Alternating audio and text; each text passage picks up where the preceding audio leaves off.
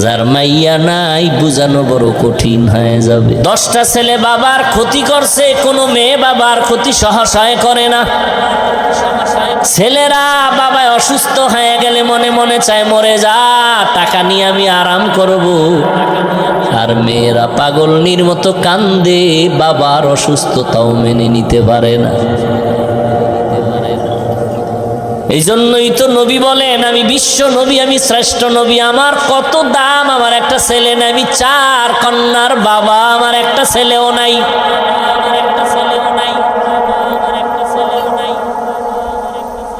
মক্কার মুশরিকরা বলছিল মুহাম্মদ মইরা গেলে ওর বংশ রক্ষা করার কেউ নাই, ছেলেও নাই। অথচ দুনিয়াতে বর্তমানে নবীর বংশ রক্ষার জন্য উম্মতের অভাব নাই,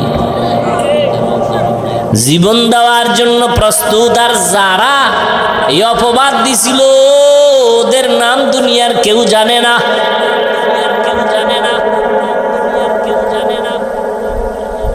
এরে আল্লাহর গোলাম,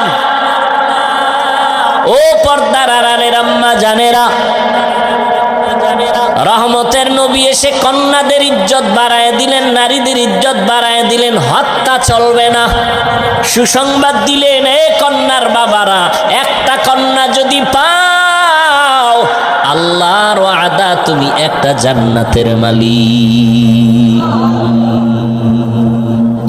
তুমি যদি 2 কন্যার বাবা হতে পারো, 2 কন্যা পাইছো না জানো, তুমি 2 জান্নাতের মালিক। কন্যা সন্তান আসছে তো রহমত বেড়ে গেছে। এই মিয়া বিয়া করছে স্বামী আর স্ত্রী 2 জন, খাওয়ানে কষ্ট, ঘুমানে কষ্ট, বিছানা নাই, ঘর নাই, কষ্ট আছে না? যেদিন থেকে আল্লাহ পাক সন্তান দুনিয়াতে পাঠাইছেন ওই দিন থেকে কষ্টের পার্সেন্ট কমে গেছে। কি যারা বাবা আছেন খুব হিসাব করেন তো, সন্তান আসার আগে যেই কষ্টে ছিলেন, আসার পরে কষ্ট কিছু হইলেও কমছে না? সন্তান বাড়ছে, কষ্ট কমছে, যত বাড়ে তত কষ্ট কমে। কারণ এক একটা সন্তান মা বাবার জন্য এক একটা নেয়ামত। আর কন্যা সন্তান আসলে মা বাবার সংসার আরো ধন্য হয়, আরো দামি হয়। এটা কেমনে বুঝাবো? ওই কুলাঙ্গার গুলোকে বুঝানো যায় না।